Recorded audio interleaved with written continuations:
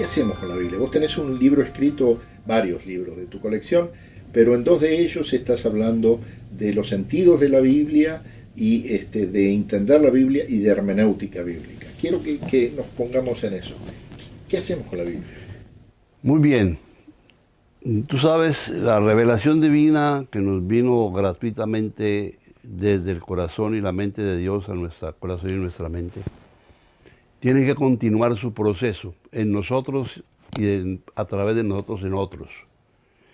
Para continuar ese proceso, esa revelación divina, que es eterna, que es infinita, nosotros necesitamos entender ese mensaje, recibirlo primero y luego entenderlo para comunicarlo adecuadamente. Ahí es donde vienen disciplinas muy importantes como son la exégesis bíblica y la hermenéutica bíblica, para hablar solamente de dos, hay más. La exégesis bíblica viene de esa palabra exegeo de griego, que es sacar de, es tratar de sacar del texto bíblico todo su contenido para luego compartirlo. Otros hablan de eisegesis, que es meter. Y desgraciadamente muchas veces nosotros los predicadores y los que compartimos o enseñamos la Biblia, tenemos la tentación que debemos resistir de querer introducir en la Biblia nuestro pensamiento, nuestra teología, nuestra forma de ver, y entonces podemos desviar el significado de la Biblia o truncarlo.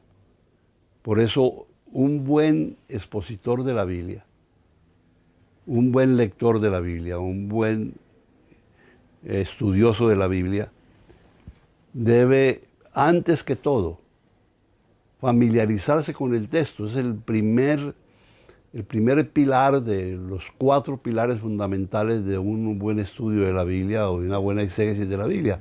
Es familiarizarse con el texto, lo que quiere decir observar ese texto por todos sus contados. Es lo que vos ponés en tu libro muy simplemente como el papel de detective. Así es. Del texto. Me acerco para buscar. Para buscar. Entonces, por supuesto, el primer acercamiento es el texto mismo, leer el texto. Y aquí viene algo que es muy importante. Tenemos en español de 49 a 50 versiones de la Biblia diferentes en los últimos 5 o 6 siglos. Y hay entre estas versiones de la Biblia, y están en las librerías, buenas versiones, otras no son tan buenas versiones, son solamente regulares, y malas versiones. Definitivamente no debemos perder el tiempo leyendo versiones de la Biblia malas. Y yo no quiero ahora determinar algunas, aunque muchos de ustedes pueden identificarlas, sobre todo versiones que tratan de utilizar el texto, manipular el texto para que favorezca determinadas teologías, enseñanzas o doctrinas, y no lo contrario. La doctrina y la enseñanza y la teología debe seguir al texto, debe ser comprobada por el texto y no lo contrario. No. Entonces, el contacto con el texto es muy importante. Y el primer consejo que se da a un estudioso de la Biblia es: no le entregue la lectura, la exposición del texto bíblico a una sola versión de la Biblia, ya que tenemos varias. Aprovechémosla, ¿no? Nosotros tradicionalmente, los evangélicos, hemos amado y continuamos amando versiones como Reina Valera, porque realmente fue una obra maravillosa, aunque ya estamos separados de la primera reina, que no fue sino solamente reina, más de 4 siglos. La primera edición de Reina sola, Casiodoro de Reina, fue en el año de 1569. Luego en 1602, Cipriano de Valera, otro ex monje, le pareció que ya el texto de Reina necesitaba una revisión, ya había avanzado un poco la ciencia del estudio textual de las Escrituras y habían descubierto nuevos manuscritos. Entonces revisó a Reina y en 1602 publicó Reina Valera, porque la revisión de Valera fue tan profunda que prácticamente fue una nueva traducción, ¿no? Entonces, esa versión, Reina Valera, se ha perpetuado como una versión tradicional amada, sobre todo por el pueblo evangélico, y todavía en sus diferentes revisiones, porque ha habido docenas de revisiones. Una de las últimas, en 1960, que es la más utilizada, ¿no? Lo debemos seguir utilizando, Reina Valera, porque tiene muchísimos valores. Por ejemplo, los salmos en Reina Valera tienen todo ese sentido maravilloso de lo que es la poesía de la época clásica de la literatura española, ¿no? Pero ya Reina Valera necesita ser complementada de acuerdo a los avances de las ciencias textuales y de las ciencias bíblicas y a las miles de manuscritos que se han descubierto después de los siglos XVI y XVII, miles. Solamente en Qumran se han descubierto ejemplares, copias de todos los libros del Antiguo Testamento, menos del libro de Esther. No una, sino varias copias. Y todo eso se ha estudiado y se ha traducido. Eso, por supuesto, afecta al texto y nos da nuevas visiones y nos amplifica nuevos conocimientos. Y esto no lo tienen las versiones tradicionales y mucho menos versiones de los siglos XVI y XVII.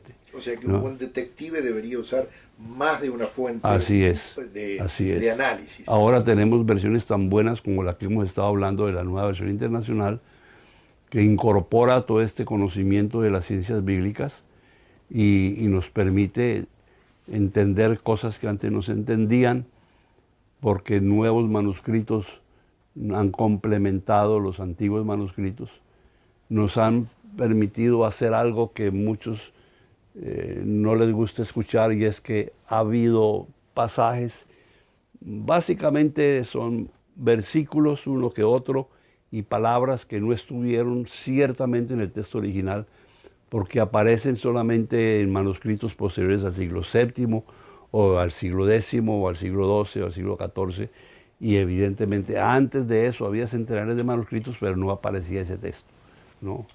Como por ejemplo lo que yo llamo la colita del Padre Nuestro, y tuyo es el honor y la gloria por los siglos de los siglos, amén. Ese texto en Mateo no aparece en los textos originales, aparece después del siglo IV, VI y VII en unos pocos manuscritos en latín.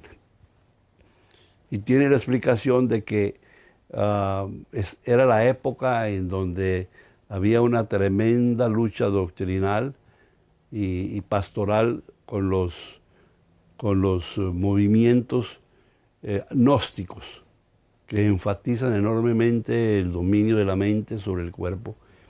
Y entonces aparecen textos como la respuesta de Jesucristo a los discípulos. Estos demonios, cuando trataron de sacar unos demonios, no se pueden expulsar sino con mucha oración y ayuno.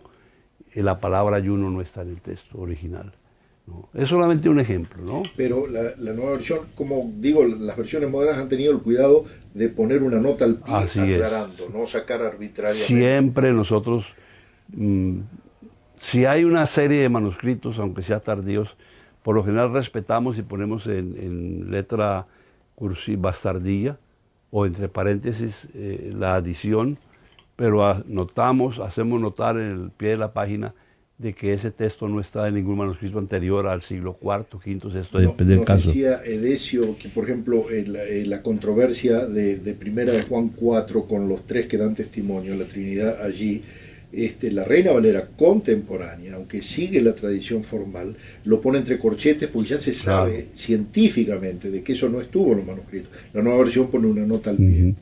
Hay muchos casos en que es absolutamente cierto, científicamente hablando, de que ese texto nunca estuvo en los originales. En ese caso hay que sacarlo. Y ponerlo. Sí, ¿no? Porque la maldición del Apocalipsis sobre los que quitan es también para los que agregan, ¿no? Claro. Sí. Entonces seguimos con la exégesis. Entonces, un buen detective ve más de una. Así es, usar varias versiones de la Biblia. Fuera de eso, no hay un texto bíblico ni de nada, no hay un texto sin contextos. Entonces, la observación debe incluir los contextos, el contexto histórico, el contexto literario, dónde se produjo esa traducción, quiénes eran los destinatarios, ¿no? Y a qué categoría literaria pertenece ese texto, porque tú no puedes analizar un texto apocalíptico, profético, apocalíptico, lo mismo que analices un texto poético o histórico. Entonces, por eso hay clasificaciones de libros históricos, de libros apocalípticos, de libros poéticos, y todos tienen sus reglas de interpretación. Entonces, todos los contextos, y por eso es importante saber historia bíblica que va paralela con la revelación del texto, cuándo, dónde, para quiénes se produjo ese texto, ¿no? Y también es supremamente importante el ver el contexto lingüístico, ¿no? Por eso el traductor de la Biblia tiene que tener buenos conocimientos de lingüística, ¿no? Porque en la Biblia no hay un solo hebreo, son varios hebreos, ¿no? Es muy diferente el hebreo de los primeros siglos que lo vemos en el Pentateuco, del hebreo de los Salmos, por ejemplo. Y lo mismo podríamos decir del griego, ¿no? Hoy yo le ponía un ejemplo al doctor Padilla de que si fuera un hebreo tipo argentino que dijera, no entiendo un pepino, ¿cómo traducir eso? Es una frase que solamente los argentinos podemos entender. El segundo paso o columna de una buena interpretación bíblica, el primero es la observación del texto, es la correlación. No hay ningún texto en la Biblia que esté aislado del resto de la Biblia. Una de las verdades o argumentos que decimos de que es palabra revelada es que es imposible que no fuera una mente divina la que unificó todo en una variedad histórica y lingüística y geográfica como la que tiene la Biblia. Veamos que, por ejemplo, la mejor explicación de Génesis 1, y yo tengo un sermón y una conferencia sobre eso, es Apocalipsis 22. Y yo lo llamo, haciendo una correlación, el Génesis 1, 2, 3, sobre todo el Génesis 3, en donde se pierde el paraíso, es expulsado del paraíso, lo llamo paraíso perdido, pero tú regresas después de repasar toda la Biblia a Génesis 22, el último capítulo de la Biblia y el libro del Apocalipsis, en donde está el paraíso recobrado, una tierra nueva, un cielo nuevo,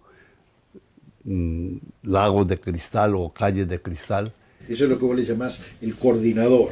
Ahí está el coordinador, el trabajo de coordinador, ya no de detective, sino ver este texto que yo estoy leyendo, estudiando, exponiendo, dónde tiene textos que se le relacionan. Y siempre hay.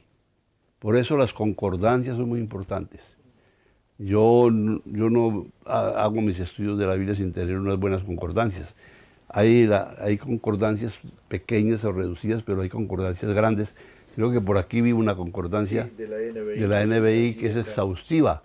Toda palabra está ahí y te muestra a ti en qué libros y versículos y capítulos está esta palabra. Eso ayuda mucho porque te ayuda a lo que es la correlación. Y la correlación importa mucho porque si tú lees un texto aislado del resto, te pierdes muchísimo.